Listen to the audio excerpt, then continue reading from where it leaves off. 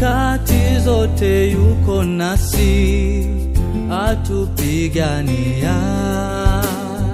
Haijalishi ni mara ngapi tumekukosea, upendo wa Mungu juu yetu hauna kipimo, na wala hauthamanishwi kwa dhahabu na fedha. Sijaona mwanadamu yeyote aliyekutegemea ukamwacha aibike. Ahadi hakika